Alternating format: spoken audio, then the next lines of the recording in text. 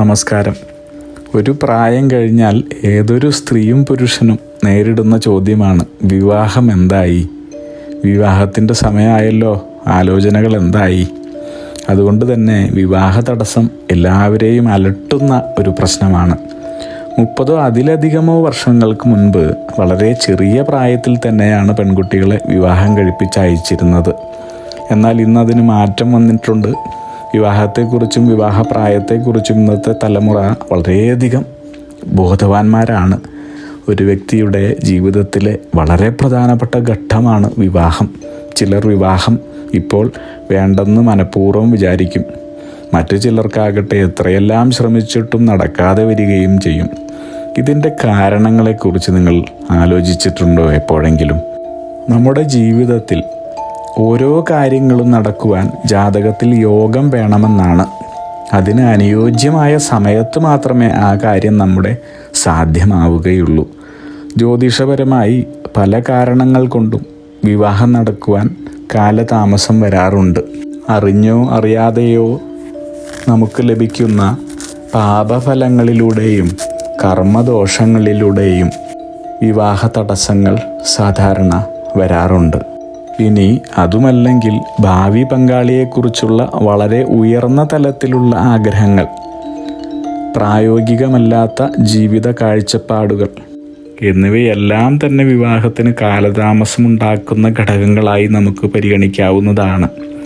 ഒരു സ്ത്രീയോ പുരുഷനോ ആരെയെങ്കിലും വിവാഹം കഴിക്കുവാൻ ആഗ്രഹിക്കുകയും എന്നാൽ ആ വ്യക്തിക്ക് താല്പര്യമില്ലാതെ വരികയോ അല്ലെങ്കിൽ താൽക്കാലിക ബന്ധങ്ങളിൽ മാത്രം താല്പര്യപ്പെടുകയോ ചെയ്യുന്നതും മേൽപ്പറഞ്ഞ ജാതക പ്രശ്നങ്ങൾ കൊണ്ട് തന്നെ ആവാം.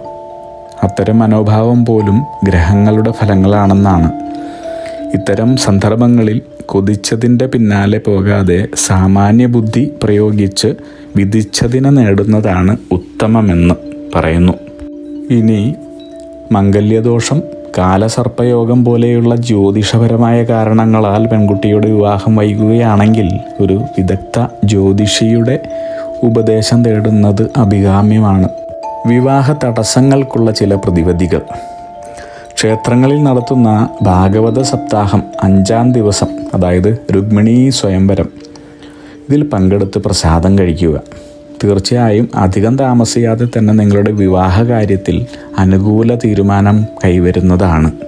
ജാതകദോഷം കൊണ്ടും അല്ലാതെയുമുള്ള വിവാഹ തടസ്സങ്ങൾക്ക് ഉത്തമ പ്രതിവിധിയാണ് ഉമാമഹേശ്വര പൂജ.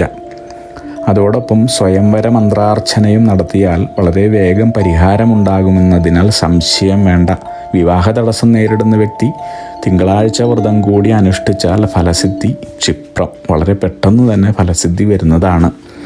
ശ്രീ പാർവതീദേവി അതിദേവതയായ സ്വയംവര യന്ത്രം ശരീരത്തിൽ ധരിക്കുന്നതും വിവാഹ തടസ്സങ്ങൾ ഒഴിവാകുന്നതിനും ആഗ്രഹിക്കുന്ന രീതിയിലുള്ള പങ്കാളിയെ കണ്ടെത്തുന്നതിനും നിങ്ങളെ സഹായിക്കും.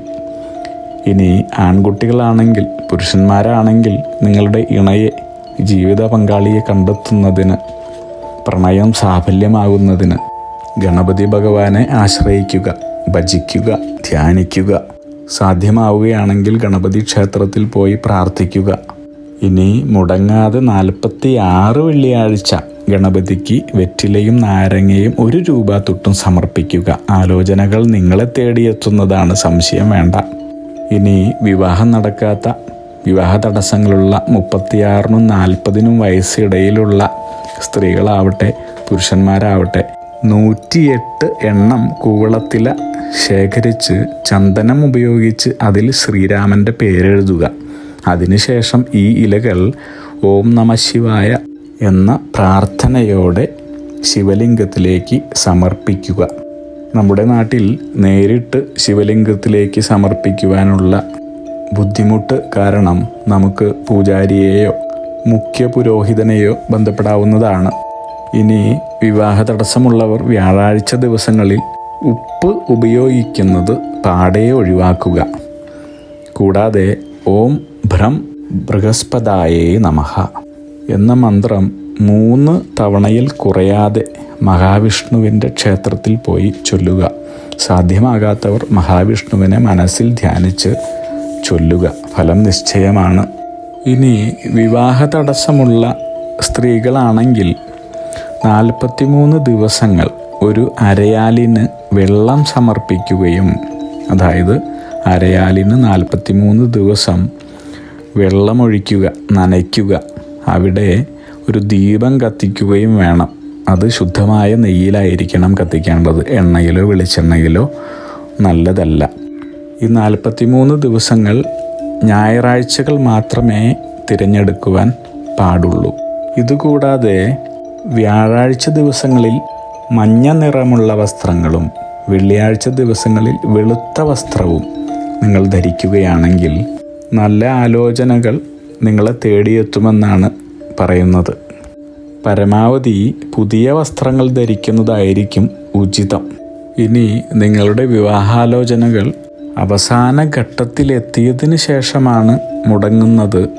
അത് പതിവാണെങ്കിൽ വിവാഹ ചർച്ച നടക്കുന്ന മുറിയിൽ നിങ്ങൾ പ്രവേശിക്കുകയാണെങ്കിൽ കൈകാൽ മുഖം കഴുകി ശുദ്ധി വരുത്തി ശ്രീ പാർവതീ ദേവിയെ മനസ്സിൽ ധ്യാനിച്ച് പാദരക്ഷ ഉപയോഗിക്കുന്നവരാണെങ്കിൽ പാദരക്ഷകൾ മാറ്റിവെച്ച് പ്രവേശിക്കുന്നതും വളരെയധികം ഗുണഫലങ്ങൾ തരുന്നതായിട്ടാണ് പറയപ്പെടുന്നത്.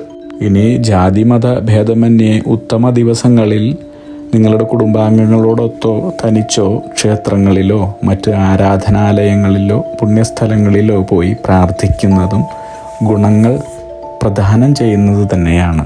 അഗ്നിഹോത്രികളുടെ ജീവിത നിയോഗ പ്രവചനങ്ങളിലൂടെ നിങ്ങളുടെ കർമ്മദോഷങ്ങൾ നീക്കുന്നതിനും ജീവിത വിജയം നേടുന്നതിനുമായി ഞങ്ങളുടെ ബിസിനസ് വാട്സപ്പ് നമ്പറിലോ മെയിലിലോ ബന്ധപ്പെടുക.